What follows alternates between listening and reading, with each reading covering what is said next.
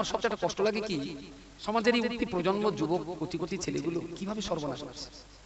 13-14 বছরের বাচ্চা সোনাকোপায় যদি রাত 8টার সময় বাড়িগুলো ভিজিট করা হয়, কটা বাড়িতে বাচ্চা বই নিয়ে বসে বলে আমার মনে হয়। তাহলে এই গ্রামে বাস করিস না ভাই, ঘর বাড়ি ভেঙে অন্য জায়গায় যা, তাহলে এরাও মারবে তোরও মারবে। আমাদের চলতে হয় তো গাঁ গ্রামে। সন্ধ্যের পরে দেখছি মুসলমান মহল্লা ঢুকছে, সব রাস্তার উপরে হুড়ু হুড়ি ছুটোছুটি, মোবাইল খেলাধুলো, এইসব পড়াশোনাটা কোথায়? এই বাপ মাগুলো কি চারাত পায়ে হাঁটে নাকি কলজাবনা খায় না কি করে দেখি জানি? ও কি কেটে উৎপাদন নাকি যে জন্মতে ছেড়ে দিলে? আমাদের গ্রামে লালু আছে, বিরাট মোটা তাজারটা লালু, ওর কোম্পানিতে এবার 42টার মতন বাচ্চা আছে। লালু বিভিন্ন জায়গায় ধানের বীজ ছড়িয়ে গেল, সব বীজ কলা ফুটেছে। ওই শুধু লালু যেরকম ওর বউ আছে, যা যেখানে ব্যথা উঠেছে বাচ্চা ছেড়ে দিয়েছে, সে বাচ্চা ফ্যানের তলায় যাচ্ছে না, সাইকেলের স্কুলে যাচ্ছে। ওর হানিমার ঠিক আছে, দেশে তারা ঠিক নাগরিক বাড়ি কেউ করতে করতে দৌড়চ্ছে, এর বাড়ি পর্যন্ত দেশে গাড়ি গরম পানি কেউটা করতে করতে যাচ্ছে। এতে ওই যে 42টা বাচ্চা ঝাঁটালাতি যে খাচ্ছে, এতে লালু বা লালুর বউর কোনো চিন্তা ভাবনা করতে পারছে? এই কি আমরা যা উৎপাদন সব লালু পাচ্ছে নাকি? সন্ধ্যেবেলা পড়া না, শুনো না, মোবাইল দিয়ে খেলা, দৌড়ি উড়ি, বাপ মার কোনো খবর নেই। মনে হচ্ছে সব ঈশানবীর মতো বিনা বাপে পয়দা। আবার একটা লাগে ইসলাম জানবো না, ইসলাম পড়বো না, ইসলাম নিয়ে আমার গবেষণা থাকবে না, ইসলাম নিয়ে কোনো ফেকের থাকবে না, অত শুধু আগা কেটে মুসলমান হও। ই কোনোদিন হয়? ই কখনো সম্ভব? তাইলে তো পৃথিবীর যত নবী আসতে সব আল্লাহ হাজাম করে পেটকে দিবে। প্রত্যেকটা নবী যাও গে গড়ে কাটো আর মুসলমান। পৃথিবীর একটা নবীও কি হাজাম ছিল বলে মনে হয়? একটা নবী আমাদের বলেন, আদম নবী থেকে আর শেষ নবী পর্যন্ত একটা নবী হাজাম ছিল যে জগতে এসে নুকাটা কাজ করেছে? একটা নবীও। কিন্তু এদের কাছে ওইটা এত দাম, এত গুরুত্ব। সোনাকোপায় 18 বছরের একটা ছেলে দেখাবেন 10,000 টাকা দেবেন। 18 বছর বয়স মুসলমানি দেওয়া হয় একটা ছেলে। হ্যাঁ, একটা ছেলে দেখাবেন যে 18 বছর বয়স, কোরআন জানে না। একটা বলে একটা পাওয়া যাবে, একটা গন্ডায় গন্ডায় পাওয়া যাবে। আচ্ছা, তাহলে এদের কাছে কোরআন শিক্ষার চাইতেও খাতনা দেওয়ার গুরুত্ব অনেক বেশি। এরা কোরআন চেনে না, আযাম চেনে। জাতি কতটা অজ্ঞ, মূর্খ, গান্ডু না হলে সন্তানের কোরআন না পড়িয়ে খাতনা দেয়? কোনো দরকার নেই খাতনা দেওয়ার। এখনো যে বয়স আছে এবং পরিবারে যে বাচ্চাগুলো আছে, ওদেরকে একটু ইসলামটা বোঝান আর নিজেরা একটু বুঝুন। আর কতকাল যাবে এইভাবে? আর কতকাল যাবে? দাদা হুজুরির বিরাট ভক্ত, বসিয়াট হুজুরির বিরাট ভক্ত, আত্মীয়তা মুখস্থ, বুঝতে পারেন? আত্মীয়তা মুখস্থ, নামাজ পড়ে, সকাল সন্ধ্যা কোরআন তেলাওয়াত নেই। ইরাম লোক যদি বলে আমি দাদা হুজুরির ভক্ত, এর চাইতে বড় চিটিং বাজার কেনা আছে? কাইম সাহেবের বিরাট ভক্ত, জান প্রাণ কোরবানি দিয়ে দেবে, একক তো নামাজ পড়ে। আচ্ছা, এই ভক্তি দেখিয়ে যদি জান্নাতে যাওয়া যেত, তাহলে আবু তালেবও জান্নাতে যাওয়ার হকদার। আবু তালেব কি নবীর কম উপকার করেছে জীবনে? আবু তালেব কম উপকার করেছে। কুরাইশ বংশের মানুষেরা যেদিন রাসূলুল্লাহকে সমাজচ্যুত করে দিল এবং তাদের দাবি ছিল, হাসিমি বংশের মোড়লদেরকে ডেকে বললেন, মুহাম্মদকে আমাদের হাতে তুলে দিতে হবে, আমরা মুহাম্মদকে কতল করে দেব। কুরাইশ বংশের মানুষেরা হাসিমি বংশের মানুষদিগের কাছে যখন মুহাম্মদকে হস্তান্তর করতে বলল, হাসিমি বংশের মানুষেরা বলল, না না, মুহাম্মাদের কলমা পড়িয়া নাই বা পড়ি, আমার গোত্রের ছেলেটাকে কোনোদিন তোমাদের হাতে দিতে পারি না। কুরাইশরা নবীকে হত্যা করল। হাসিমি বংশে নবীর জন্ম। হাসিমি বংশের মানুষেরা বলল, কখনো হতে পারে, আমরা মুহাম্মাদের কলমা কেউ পড়িছি কেউ পড়ি, তাই বলে আমার বংশের ছেলেটাকে মারার জন্য তোমাদের হাতে তুলে দেবে, এটা হবে না। কুরাইশ বংশের লোক করলো কি, টোটাল হাসিমি বংশটাকে বয়কট করল। টোটাল ওদের টার্গেট ছিল নবীকে একা কোণঠাসা করা। বংশের লোক সাপোর্ট দেওয়ার কারণে নবীকে একা করতে পারল না, টোটাল হাসেমি গোত্রটাকেই বয়কট করে দিল। খাওয়া দাওয়া, বিয়ে শাদী, আদান প্রদান, ব্যবসা বাণিজ্য, পথে চলাচল, কুয়ার পানি, সমস্ত ব্যাপারে হাসেমি গোত্রদের একবারে করে দেওয়া হলো। এই পরিস্থিতিতে শেবে আবু তালিব, শেবে আবি তালিব একটা পাহাড়ের গিরি গুহায় আশ্রয় নিলেন। পাহাড়ের গিরি গুহায় তার আশ্রয় নিলেন। উদ্দেশ্য কি? মুহাম্মদকে মারতে দেব না। জোরে সোরে বলুন সুবহানাল্লাহ। মুসলমান কে ছিলেন? হযরত আলী। আর কে ছিলেন? খাদিজা। আর কে ছিলেন? সাওয়াইবিয়া। আর কে ছিলেন? ওমর। এইরকম গুটি কতক মানুষ নিয়ে হাসিবে বংশের লোকজন তারা পাহাড়ের গুহায় আশ্রয় নিলেন। লড়াইটা কি? মুহাম্মদকে মারতে দেব না। তো ওই গুহার ভিতরে তাদের বউ বাচ্চা কাচ্চা নিয়ে থাকতে হতো একটা গিরি গুহার ভিতরে। সারাদিন বেরোতে পারতো না। বেরোলেই কোরাইশটা মারবে, ওখানেই থাকতে হতো। মুহররম, জিলহজ, জিলকদ, আর একটা কি মাস? কুচি মাদ্রাসার বাচ্চা মনে হচ্ছে। 4টে বছরে 4টে মাস যুদ্ধ করা হারাম। কোন কোন মাস? কেডা জানে? কেউ জানে? 4টে মাস না কুচি? মুহররম মাস, জিলকদ, জিলহজ, আর বোধহয় রমজান। মোটামুটি 4টে মাসে প্রাচীন কাল থেকে আরবের লোকেরা যুদ্ধ বিগ্রহ মারপিট করত, প্রাচীন কাল থেকে। এবং রাসূলুল্লাহ আসার পরেও সেই বিধানটা রয়েছে।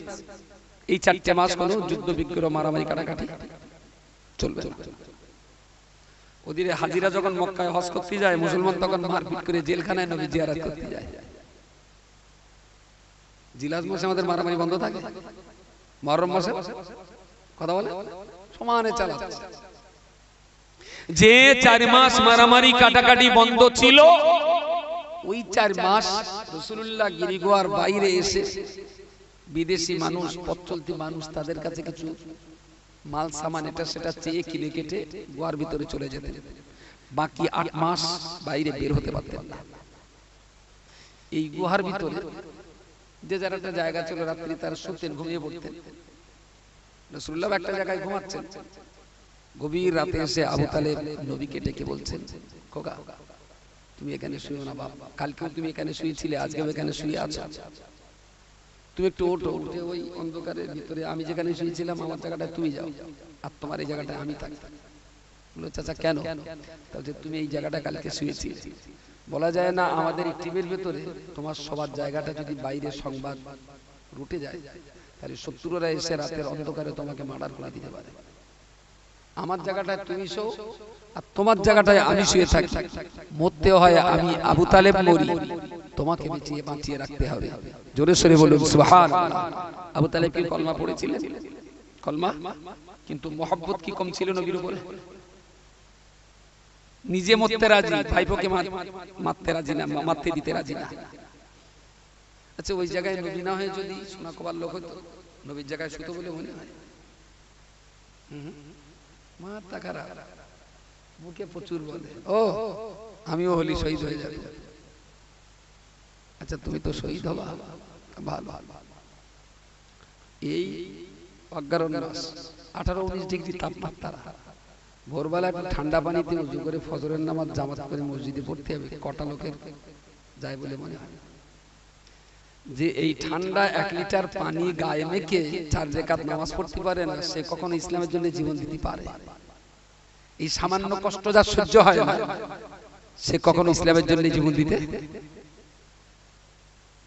আমি বলছি নবী বলুন, নবীকে ভালোবাসার কোনো ঘাটতি খামতি ছিল না, সকল কিছু উজাড় করে দিয়েছিলেন আবু তালেব। কিন্তু নবীর নীতিটা মানতে পারেনি, লা ইলাহা ইল্লাল্লাহ মুহাম্মাদুর রাসূলুল্লাহ। বিনিময়ে আবু তালেবকে বেদিন হয়ে মরতে হয়েছে। খোদ নবীকেও ভালোবেসে আবু তালেব নাজাত পাইবে। আর আপনি ইসলামের কানুন মেনে চলবেন না, দাদা হুজুরের ভালোবেসে জান্নাতে যাবেন, আপনি কি ঠিক ব্রেন ভালো আছে বলে মনে হয়? আপনি ইসলাম মেনে চলবেন না, মুফতি সাহেবকে বিরাট ভালোবাসবেন আর লেকচার মারবেন, আপনি কি জান্নাতের আশা করতে পারেন? তা যদি হতো তাহলে নবীর ভালোবাসা আবু তালেব তো জান্নাত পেয়ে যেত। প্রিয় শ্রোতা মণ্ডলী, দাদা হুজুরের প্রেম ভালোবাসা, আল্লামা রুহুল আমিন সাহেবের প্রেম ভালোবাসা, তার প্রতি আপনার কত প্রেম আর কত ভালোবাসা, এর প্রমাণ তো আপনাকে কাজে দিতে হবে। সত্যি যদি আমি দাদা পীরের ভক্ত হই, তাহলে দাদা হুজুর যে কথা আদেশ করেছেন আমার জীবনে মেনে নিতে হবে। দাদা পীর যে কাজ করতে বারণ করেছেন আমি সে কাজ জীবনে করব না। রুহুল আমিন রহমাতুল্লাহ আলাইহি যে কাজের আদেশ করেছেন, নিষেধ করেছেন, তার কথাগুলো করে মেনে চলব। সত্যি যদি জীবন্ত আব্দুল কাইয়ুম সাহেবকে আপনি ভালোবাসেন, তাহলে তার নীতি নির্দেশনা, তার কথাবার্তাগুলো মেনে চলতে হবে। তার আদেশ নিষেধ পরামর্শ আমি আমার জীবনে কাজে লাগাবো না, অথচ আমি তার ভালোবাসায় জান্নাতে চলে যাব, এটা তো কোনো কালেও সম্ভব করা হবে না। কেউ আপনার চলবে না। হয়তো মনে করছেন হুজুরির তো এত ভালোবাসে, নিশ্চয়ই হুজুর যখন জান্নাতে যাবে আমার একবার টেনে নিয়ে যাবে। তুই হুজুরের জিজ্ঞেস করদিন তোর হুজুর জান্নাতে যাবে, তার গ্যারান্টি কি আছে?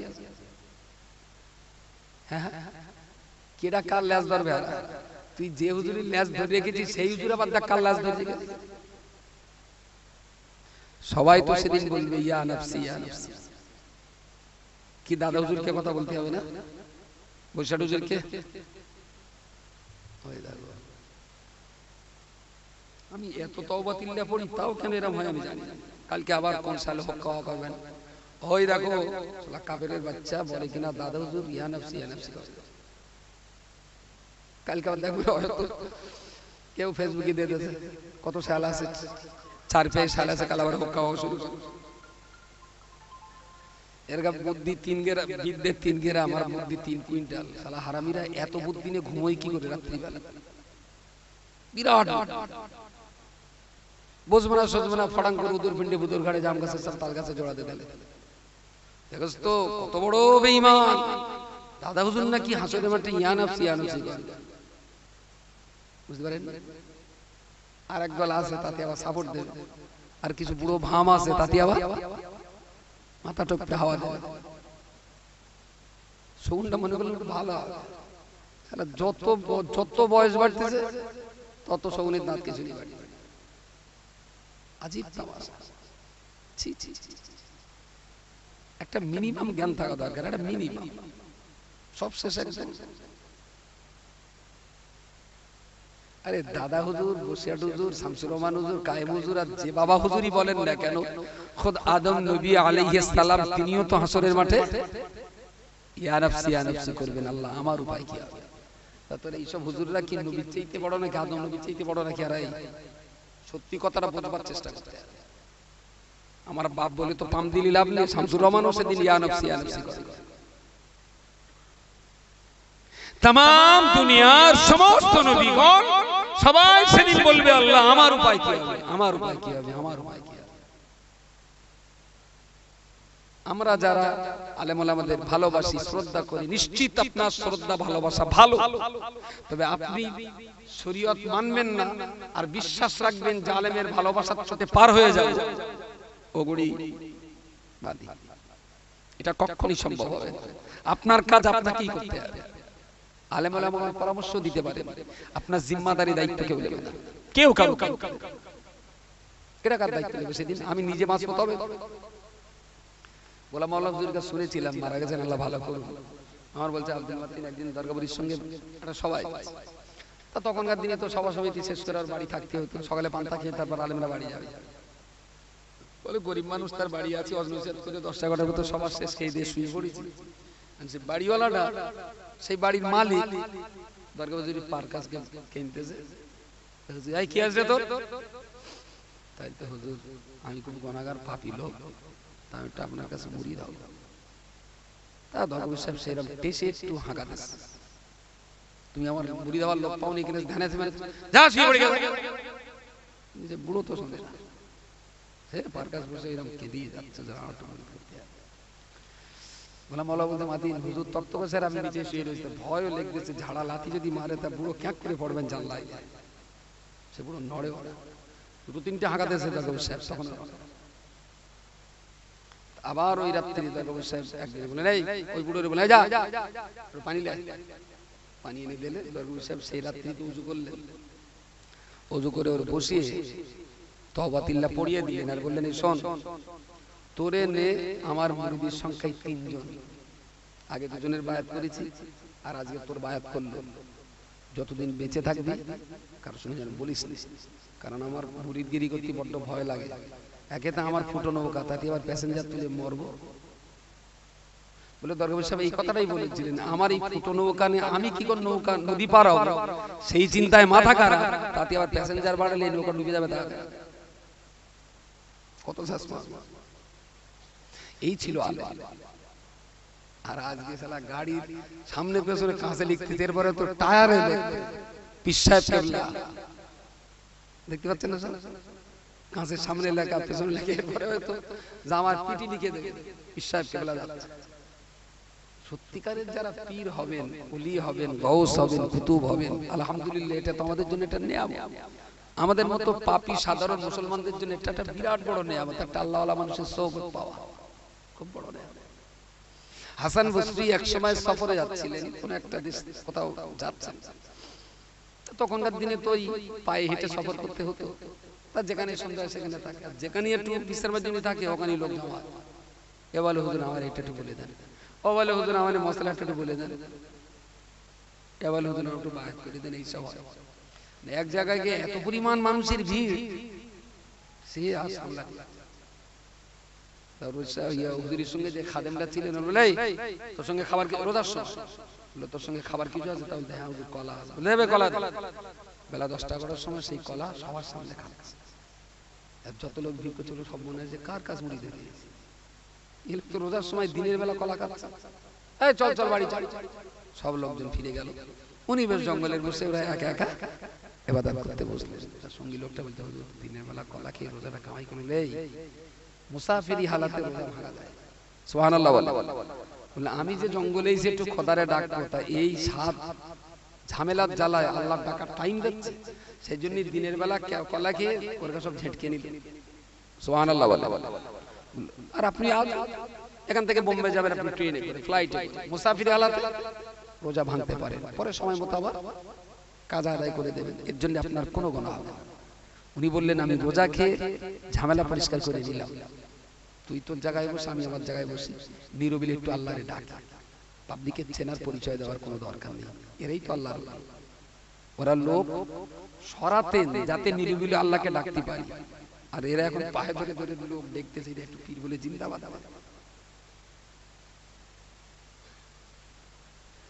তো যারা সত্যিকারের অর্থে কামেল মানুষ, তাদের কাছে আমরা চিরকৃতজ্ঞ। তারা আমাদের দেশের জন্য নিয়ামত, তারা আমাদের পথ প্রদর্শক, তারা আমাদের রাহবার। আমরা तमाम জীবন তাদের প্রতি শ্রদ্ধাশীল। তবে এটা মনে রাখতে হবে, এই শ্রদ্ধাটা মুখে নয়, কাজেও রাখতে হবে, কাজেও রাখতে হবে। তাহলে আমি অন্তত খানিকটা আশা করতে পারি যে আল্লাহ আমাদেরকে নাজাত দেবে। আর তাদের কোনো কথা মানব না, কোরআন হাদিসের মতো জীবন চালাবো না, অথচ শুধু আলেম গাউস কুতুব ওলি আব্দাল বলে তাদের সম্মান করব, শ্রদ্ধা করব, কিন্তু তাদের কথা নেব না। এই ভালোবাসায় কিন্তু জান্নাত পাওয়া সম্ভব নয়। শেষ কথা বলছি, মনে হচ্ছে 20 মিনিট পার হয়ে গেল, বলেন 12:50, 12:10, এটা 40 মিনিট বলে ফেলেছি। তাহলে আমার এতটা বকার উদ্দেশ্যের সারাংশ কোন জায়গায়, যে বাঙালি সব ভালো, শুধু একটা দোষ, কোনটা? ইসলাম বুঝে না। এই জায়গাটায় ফিরে আসে। 24 ঘন্টা তো 23.5 ঘন্টা আপনি আপনার মতো করে কাজে লাগান। আর আমার দাবি আপনার কাছে যে 30টা মিনিট প্রতিদিন আপনার পছন্দ মতো কোন একজন শিক্ষিত মানুষের কাছে সময় দেন। সে মুয়াজ্জিন হতে পারে, আলেম হতে পারে, হাফেজ হতে পারে, মাওলানা হতে পারে, ইমাম হতে পারে, আপনার আত্মীয় স্বজন বন্ধু কেউ হতে পারে, যারা জানে 30টা মিনিট পার ডে এইরকম একটা মানুষের কাছে সময় দিন। 23.5 ঘন্টা আপনার থাকলো, আর 30টা মিনিট জ্ঞান চর্চার জন্য সময় দিন। আমি দায়িত্ব নিয়ে বলছি, আপনার লাইফ স্টাইল মাসে মাসে পাল্টাবে। আপনি একটা সোনালী স্বপ্ন দেখতে পাবেন, ভালো একটা ভবিষ্যৎ তৈরি হবে আপনার জন্য। এবং সেই কাজের পাশাপাশি আপনার ছেলে মেয়ে, নাতি নাতনি, ভাইপো ভাইজি, ভাগনা ভাগ্নি, যাদের উপরে আপনার দায়িত্ব আর দায়বদ্ধতা আছে, এদেরকে কোরআন শেখান। খুব বাচ্চা বয়স থেকে ওদের ভিতরে ইসলাম ইনপুট করার চেষ্টা করুন। ওরা যেন জীবনে বাম হাত দিয়ে না খায়, ওরা যেন পেশাব ফিরে একটু পানির কুলুকটা নেয়, ওরা যেন বড়কে সম্মান করতে শেখে, ওরা যেন ছোটকে স্নেহ করতে শেখে, ওরা যেন রাস্তায় পড়ে থাকা জিনিসটা কুড়িয়ে বাড়িতে নিয়ে না যায়, ওরা যেন কাউকে অপমান অপদস্থ গালিগালাজ বেইজ্জতি না করে, ওরা যেন আল্লাহ এবং আল্লাহর নবীর প্রতি শ্রদ্ধাশীল হয়। এই জ্ঞানগুলো একদম বাচ্চা বয়স থেকেই বাচ্চাদের ভিতরে ইনপুট করুন। আমি দায়িত্ব নিয়ে বলছি, আপনার পরিবার শান্তি হবে।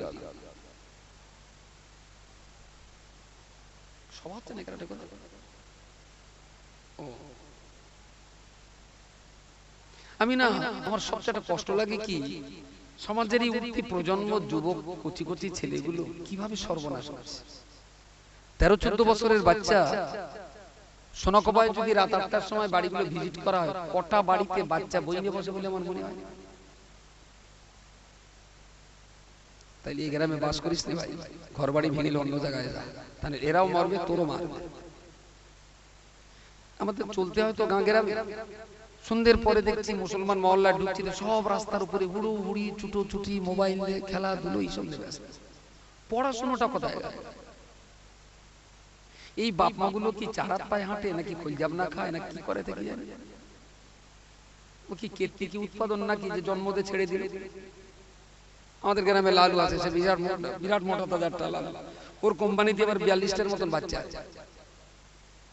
লালু বিভিন্ন জায়গায় ধানের বীজ ছড়িয়ে গেল, সব বীজ কলা কলা ফুটেছে। ওই শুধু লালু যেরকম ওর বউ সে যা যেখানে ব্যথা উঠিয়েছে বাচ্চা ছেড়ে দিয়েছে, সে বাচ্চা ফ্যানের তলায় যাচ্ছে না, সাইকেলের স্কুলে যাচ্ছে। ওর হাঁড়ি মারতে গেছে দেশে, তারা ঠিকে নাকড়ির বাড়ি কেউ কেউ করতে করতে দৌড়চ্ছে। এর গা বাড়ি পর্যন্ত দেশে গায়ে একটু গরম পানি ট্যাও ট্যাও করতে করতে যাচ্ছে। এতে ওই যে 42টা বাচ্চা ঝাঁটালাটি যে খাচ্ছে, এতে লালু বা লালুর বোর কোনো চিন্তা ভাবনা আছে? এ কি আমরা যা উৎপাদন সব লালু বাচ্চা নাকি? সন্ধ্যেবেলা পড়া না, শুনো না, মোবাইল দিয়ে খেলা, দৌড়ো দৌড়ি উড়ি, বাপ মার কোনো খবর নেই। মনে হচ্ছে সব ঈশানবীর মতো বিনা বাপে পয়দা। আজীব তামাশা। আপনি কি করে মুফতি সাহেবের বক্তা হলেন আমার একটু বলে বোঝাবেন? আল্লাহ পাক রব্বুল আলামিন কোরআন শরীফে পরিষ্কার করে বলেছেন, হে পৃথিবীর পিতা সমাজ, আমি আল্লাহ তোমাদিগকে বলছি। লোকমান হাকিম রাহমাতুল্লাহ আলাইহি তিনি তার সন্তানকে লক্ষ্য করে বললেন, ইয়া বুনাইয়া আকিমিস সালাত, হে আমার কলিজার টুকরা সন্তান, আমি তোমার পিতা তোমাকে বলছি বাবা, আকিমিস সালাত, নামাজ পড়বে, আকিমিস সালাত ওয়া আমরু বিল মারুফ, সৎ কাজের আদেশ করবে, অনাহা আনিল মুনকার, অন্যায় কাজ প্রতিরোধ করার চেষ্টা করবে, অসবির আলা মা তোমার উপরে যদি মুসিবত আসে ধৈর্য ধারণ করবে। বাপ নসিহত করছে ছেলেকে, তাহলে বাবা সন্তানের জন্য সবচেয়ে ভালো উপদেশদাতা হলেন তার বাবা। আমি মৌলী সাহেব, আমি বক্তা সাহেব, আমি হুজুর সাহেব, আমার কথা আপনার ছেলে নাও নিতে পারে, কিন্তু আপনি তার পিতা, আপনি বলুন আল্লাহর কোরআন অনুযায়ী আপনার কথা আপনার সন্তান নেবে, প্রতিদিন বলুন। তোমার এই 12 বছর বয়স বাবু, তুমি যদি নামাজ না পড়ো তাহলে কিন্তু তুমিও বিপদে পড়বে, আমিও বিপদে পড়ব। আব্বা আজকে না বিরাট শীত থাকবে, কালকে পড়বা, শোনা কাল সকালে যদি তুমি না বাঁচো, আব্বু শীত লেগেছে, চলো গরম করে দিচ্ছি পানি, গরম পানি তুই করে চলে এসে নামাজটা পড়লেই আমি বলছি 7-8-9 বছর, 3-তে পরিমাণে 9 বছর বয়স, মাঝে মাঝে ফজরের নামাজে উঠতো না, মা ডেকে দিত ওর নামাজ পড়, তা একবার ডাকবে, দুবার ডাকবে, মুয়া করে পাশ ফিরে আবার সব কোনো লাইন নেই, আবার ডাকবে। তা মাঝে মাঝে করতাম কি, উঠে ঘটাং করে দরজাটা খুলতো, মা বলতো কি হয়েছে, না উঁচু করতে যাচ্ছে, ঘটাং করে দরজা নিয়ে খুলে আস্তে আস্তে লেগে গিয়ে কেতার ভেতরে গিয়ে একটুখান পরে আল্লাহু আকবার আল্লাহু আকবার আল্লাহু আকবার আল্লাহু আকবার সাল্লাল্লাহু ইলাহা ইল্লাল্লাহ সাল্লাল্লাহু ইলাহা ইল্লাল্লাহ, মা মনে করে কোচি আবার নামাজ পড়ি ঘুরে গেল, চাই বললে ভেতরে। এখন কতদিন যায় এরকম করে, 2-4 দিন করার পর ধরে ফেলে দিলে, বেশ অদৃশ্য পাচন দিলে করা, এরকম করেছি ছোট বয়সে, তখন প্রাইমারিতে পড়ি। আমি মা তুই যে মেতেছিস মার, এই কথা নিয়েছি কি নামাজ পড়ার, তাহলে ওটা আমি পানি গরম করে দিচ্ছি। মা পানি গরম করে দিয়ে ফজরের নামাজ পড়িয়েছে, তবে আজকে কাইম সাহেব মাতিন সাহেব স্টেজের এই জায়গায়। আপনিও তো পিতা, একটু দেখেন না আপনার বাচ্চাটার ঠান্ডা একদিন গরম পানি করে দেয়, আপনার কচিরা নামাজ পড়ে কিনা, তো দেখুন না লজ্জা লাগে যে এত রাত্রিতে এই কষ্ট করে মা পানি গরম করে দিচ্ছে আর আমি নামাজ পড়বো। তাহলে তো পড়াই লাগে, খুব গুরুত্বপূর্ণ না হলে আর মা তো এত জোর করে না।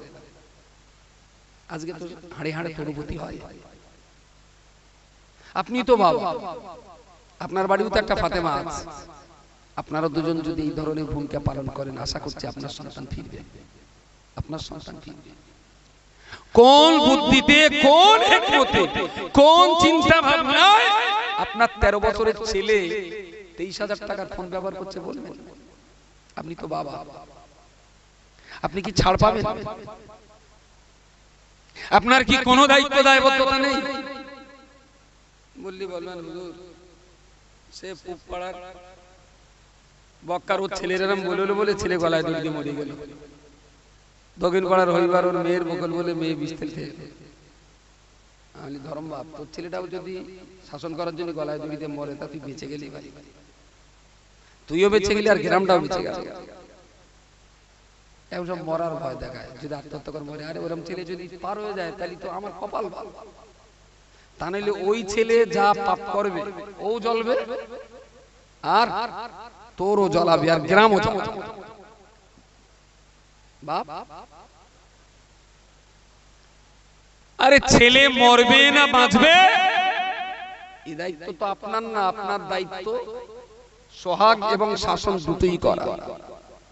খাওয়াবো রাজভোগ, দেখাবো বাঘের চোখ, এরকম একটা প্রবাদ আছে না? তো কলিজার শেষ ভালোবাসাটা সন্তানকে দেব, আর জীবনের সেরা শাসনটাও আমার সন্তানকে করব। একদিকে ভালোবাসা আর একদিকে শাসন, এই দুইয়ের চাপে আমার সন্তান সোজা হয়ে দাঁড়াতে শিখবে। বলুন সুবহানাল্লাহ। ভালোবাসাটা আছে কিন্তু শাসনটা উঠে গেছে। তাতে এখন একটা করে হচ্ছে, আছে সিবি টাইট দিচ্ছে, আত্মসাদা হচ্ছে। আর শাসন করে একটা মরে গেলি সব মানুষ বংশ নিবংশ হয়ে যাবে। আমি বলছি জাহান্নামী ছেলের বাপ হওয়ার চাইতে হাঁটুরো হয়ে বেঁচে থাকাটা অনেক ভালো। এই বাচ্চাগুলো কিন্তু খারাপ হওয়া বাচ্চা না। অভিভাবক অভিভাবিকা তারা যদি একটু চেষ্টা করতেন, সবাই যদি দায়িত্ব নিতেন, আমি বলছি নাবালক বাচ্চাগুলোকে আমরা বাঁচাতে পারতাম, বাঁচাতে পারতাম। রাস্তার ধারে মোবাইল নিয়ে বসতে দেখলেই সারা গ্রামের লোকের পাওয়ার থাকবে। মোবাইল নিয়ে রাস্তার ধারে বসতে সাতটা চাড়া চড় মারো, সবাই ছাড়া। বুঝতে পারেন? আমার পেছনে ভয় আছে। হয়তো বাচ্চা ছেলে মোবাইলে ফ্রি ফায়ার খেলছে, আপনি কান মিলে ফটাস করে একটা চড় মারলেন, হাঁটা ঘাট বাড়িতে পড়তে বস। ঠিক করেছেন আপনি। এইবারও ফ্যান ফ্যান করতে করতে বাড়ি যায়। ওর মা জিজ্ঞেস করে, এই বাদা কি হয়ে রে? তাহলে রশিদ চাচা সেই রাম জোরে চড় মেরেছে। ভালো। ওর মা শাড়ি এইবারে বগল দেওয়ার নিচে থেকে খুলে এখানে বুঝে নেবে, করতে করতে আসবে। ও রশিদ ভাই, রশিদ ভাই আঙ্গা ভাদা তুই মেললে কেন?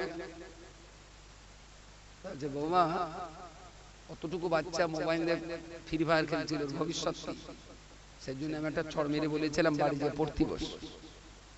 ওর বাবার টাকায় ও মোবাইল চালাচ্ছে, তোমার তা দেখে। এরকম পার্টি আছে না গ্রামে? একদম পাকা রাস্তায় জ্যান্ত পুঁতে ফেলে দিতে, গোটা গ্রামের লোক ইউনিয়ন করে জ্যান্ত পুঁতে ফেলে দিতে। ও সব যে মেটে তাওয়াল লেসতে শালা হারামি। এতটুকু বাচ্চারাতে মোবাইল দিয়ে আবার ওর বাপের টাকা ও জ্বালাচ্ছে। সমাজ শেষ হয়ে গেছে, সমাজের শাসন বলে কিছু নেই। বয়স্ক মানুষ যে শাসন করবে, এই সমস্ত বিষ কাঁঠালের পাতার জ্বালায় কোনো শাসন আছে সমাজে? চেষ্টা করুন সেই শাসন ফিরিয়ে আনবার, তাহলে এই সমাজ বাঁচানো যাবে না, সব শেষ হয়ে যাবে। উঠতি প্রজন্ম যেটা আজকে 8 বছর থেকে 18-22 বছর বয়স, এদের একটারও হাতে করে বেঁধে দিও না বাবা। সব ভগলপুরে গাই বাসুর সময় আসে, লিখে রাখো। এইবারে বেলা 9টার দিকে আসবে, অসবিক সবিক তোর বাড়ি ওটা বউ মানে কেড়া? তোমার বউ। ও আল্লাহ, ও কোথা? তুই কোথা থেকে নিয়েছিস? ও একান একটা বাচ্চাও আছে আর একটা কোম্পানিতে প্রোডাকশন হচ্ছে, তৈরি হচ্ছে একটা, টোটাল 2.5। এইবার প্রধানের কাছে যাবে, ওই 1.5খানার ও একটা গেল, একটা রাজপাড়াইতে অবদান প্রধান দেখো দিন আঙ্গা সবিগুল কি সব মনাস করে যাও। ওই সোনাচ্চার ছেলে ওই মেয়ের মা জ্ঞান যোগ করে দেখো দিন ওই বাচ্চার গলায় হাতি তুলে দিয়েছে, সারা জীবন কি করে বইয়ে বেড়াবে। সেই দিন সারা হবে ওর মার, যে একদিন চড় মেরেছিল, সেই দিন যদি ওই চড়ের উপরে আমিও দুটো চড় যদি দিয়ে মোবাইলটা টেনে যদি খালে ফেলে দিতে পারতাম, তাহলে আজকে আর তোর ছেলে ভগলপুরে গায়ে আনিত না। লিখে রাখুন, এই বাচ্চাগুলো আর হাতে করে বেঁধে দিতে হবে না কোনো বাপ মা। ছেলেগুলো খারাপ ছিল না, বাপ মার গাফিলতি আর অলসতার কারণে এই বাচ্চাগুলো শেষ হয়ে যাবে। আর জানবেন, এরাই তো সোনা কাপার ভবিষ্যৎ। কি একদিন আমরা চলে যাব, ওরাই তো এই গ্রামের মডেল হবে, ওরাই এই গ্রামের প্রধান মেম্বার হবে, ওরাই এই গ্রামের ইমাম মুয়াজ্জিন হবে। সেদিন কি গ্রামে আর ইসলামের কিছু থাকবে? কিচ্ছু থাকবে না। আমি খুব বিনয়ের সঙ্গে হাতে পায়ে ধরে বলছি, আপনি আপনার পরিবারটা বাঁচান, আর গ্রামের লোককে একটু শাসন করার অধিকার দেন। যে আমার এই দুটো বাচ্চা গ্রামে যদি অন্যায় করে, সমস্ত বয়স্ক মানুষের আমার বাচ্চা শাসন করার অধিকার আছে। আমার ছেলে যদি খৈনি খায়, যে কোনো ছেলে আমার ছেলের চড় মারতে পারে। আমার ছেলে যদি তেরঙ্গা চিবোয়, যে কোনো মানুষের অধিকার আছে গাল টিপে গালের থেকে তেরঙ্গা বার করে দেওয়ার। আমার বাচ্চার হাতে যদি মোবাইল থাকে, যে কোনো লোকের অধিকার আছে মোবাইল কেড়ে নিয়ে দুটো চড় দেওয়ার। পারবে? ডালমে কুছ কালা है। দেখুন, আপনি নামাজ পড়েন, রোজা করেন, হজ করেন, যাকাত দেন, সব ঠিক করেন, কিন্তু বাচ্চা যদি মানুষ করতে না পারে, আপনি কিন্তু নামাজ রোজার জোরে জান্নাতের চৌকাঠা দেখতে পারবেন না। ওই বাচ্চাই আপনার গোটা জীবনের আমল শেষ করে দেবে, तमाम জীবনের নেক আমল ওই বাচ্চাই শেষ করে দেবে। বাচ্চাই কিন্তু আপনার জীবনের সেরা সম্পদ। এই বাচ্চাই আপনার মুখ উজ্জ্বল করবে, এই বাচ্চাই কিন্তু আপনার মুখে কালি লাগাবে। এই সন্তানই আপনার জান্নাতের কারণ হবে, আর এই সন্তানই আপনার জাহান্নামের কারণ হবে। জীবনের সবটুকু মায়া, মমতা, শাসন, অর্থ উজাড় করে দিয়ে বাচ্চাগুলোকে মানুষ করুন। দেখবেন দুতলা বাড়ি লাগবে না, ত্রিপলের চালের নিচে বাস করবেন, কিন্তু বুক উঁচু করে গল্প করতে পারবেন যে আমি একটা ভালো সৎ ছেলের পিতা হতে পেরেছি। এটা আপনার জীবনের অনেক বড় পাওনা, অনেক বড় পাওনা। প্রত্যেকটা অভিভাবক অভিভাবকদের কাছে আমার এই বিনয়, অত্যন্ত বিনয়ের সঙ্গে আমি বলছি, মুসলিম সমাজের অবস্থা এত খারাপ, এত খারাপ, ভাষায় বলা যায়। 100 ছেলের ভিতরে প্রায় 42-44টা ছেলে মাধ্যমিক পাস করার আগে স্কুল থেকে আউট হয়ে যাচ্ছে, বাপ মা তাদের স্কুলে পাঠাচ্ছে না। 100 যুবকের ভিতরে 95টা যুবক কোরআন পড়া 30 মানায় যাচ্ছে, দিন রাত সেলাই কাজ করছে, ঘুরে ঘুরে বেড়াচ্ছে আর মোবাইল চালাচ্ছে, এদের কোনো কাজ নাই। ওদেরকে একটু ইসলাম বোঝাবার চেষ্টা করুন, নিজেরা একটু বুঝুন, বাচ্চাগুলো স্কুলে পাঠান, একটা টাইমে মক্তবে পাঠান। সবার জন্য কোরআন চাই, সবার জন্য এডুকেশন চাই, এবং 7-8 বছর বয়স থেকে বাচ্চাদের একটু নামাজের তালিম দিন, একটু উপদেশ দিন, মিষ্টি মিষ্টি করে প্রতিদিন আপনার সন্তানকে নসিহত করুন, প্রত্যেক দিন নসিহত করতে হবে।